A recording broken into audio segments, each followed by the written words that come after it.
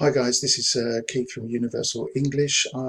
This video is intended just as a little tutorial for my teachers to get them back on to line in terms of how we're going to use Chrome in the first place, how we're going to put things together so that it's easy for all of us to work together. So, let's get on with it. Okay, first things first. Well, we're looking at basically the screen recorder that I'm using in order to do this, which is an online recorder. It's called Screencast-O-Matic. Very, very useful, very quick, very easy, and you can produce YouTube videos with this, which we'll talk about later on, very, very easily. But that's not the point of this video. So let me show you. First thing is, I want you to draw your attention to the file bar that we've got here on Chrome.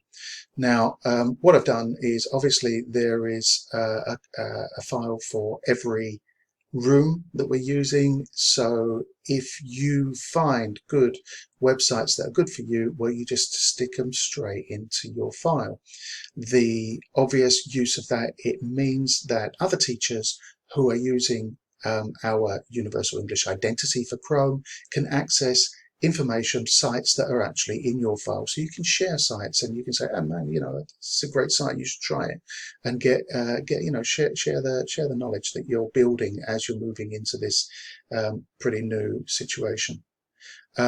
Apart from that, obviously we've got, here we go, I've got resource platform style, which is basically a collection of all the useful sites. So you can just open this up and you'll see that there's just a bunch of sites that we use repetitively. So it's a good idea to, find out where they are. Next, utilities. Well, that's to do with things like, things that we use all the time. We've got my server, we've got Zoom on there so that you can access from home, and also you can access from the classroom the utilities that we use generally while we are working as teachers here at Universal English. Okay, teacher support is another file which is entirely designed for collecting useful videos, useful tutorials for teachers so that they have the opportunity of just researching and developing their own teaching practice.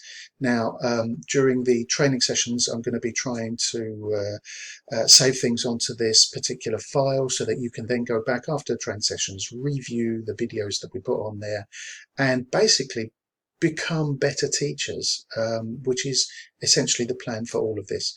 At the end, I've got another file for games because, well, in class it's always a good idea just to have a quick place to go. If you've got 10 minutes spare, you want to pick up just a quick activity off the computer, you can pick that up and there'll be useful little things and bits and pieces in there for you to use. So that's pretty much the file bar. I'm going to go on and describe another thing, but I'm going to try and keep this video as short as possible. I'm trying to keep it under 5 minutes. Okay, so that's it for the file bar. Okay, so apart from the file bar that we've just gone through, what I want to bring to your attention, if you pick up a new tab, Google will open up and you get your menu over here. And I want you to be able to access our Universal English Drive. Now, Universal English Drive basically is so that all of the students can send information to us, the teachers, and we have one great big receiving mailbox so that they can put all of the stuff in it and we can go and pick it up and do our stuff. We can correct it, comment about it. And because it's Google Drive, it means that it's simultaneously shared between the people who wrote it and the people that are correcting it. So it gives us the opportunity to correct our work without having to pass papers around in classroom, which is often a bugbear because it means that you're constantly waiting.